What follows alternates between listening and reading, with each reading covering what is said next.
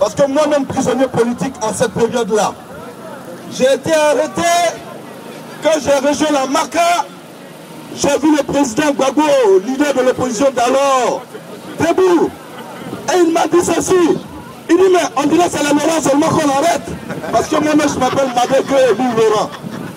Et ce jour-là, j'avais été aussi arrêté avec un autre camarade qu'on appelle Laurent Metz.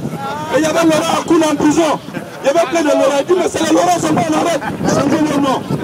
Mais je suis ici aussi pour dire que chaque jour qui passe, il faut que nous ayons une pensée pour tous ces frères, pour tous nos parents, pour tous nos mères, toutes nos mères, qui sont aujourd'hui encore une fois de plus arrêtés par Alassane Ouattara.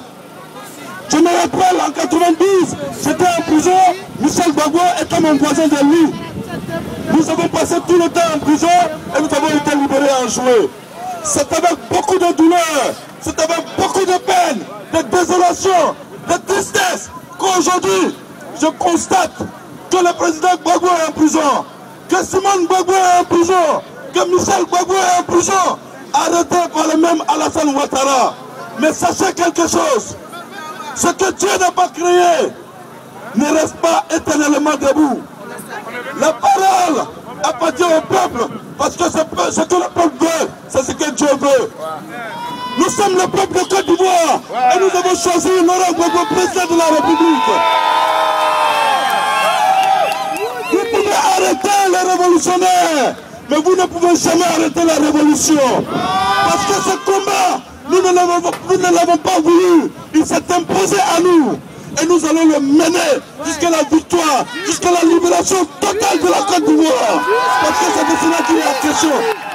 Jusqu'à la libération totale de l'Afrique. Parce que c'est de cela qu'il est question.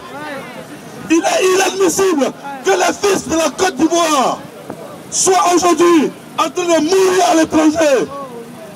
Alors que les étrangers sont en train de se la couler douce en Côte d'Ivoire. Que des leaders comme Bégoudé, que des leaders comme Afin Guessa, Simone Gbagbo et tout autre sont en train de couper aujourd'hui de la géole au-delà de terre natale, pendant que des personnes se réjouissent de cette terre natale. Mais sachez quelque chose, cet homme qu'ils ont envoyé dans cette prison n'est pas n'importe qui. C'est un leader, c'est un homme qui a décidé de se sacrifier pour son peuple. Et comme tel, que ceux qui l'ont amené ici sachent que son peuple restera derrière lui jusqu'à sa libération et jusqu'à ce qu'il reprenne son pouvoir. Parce que nous lui avons donné ce pouvoir.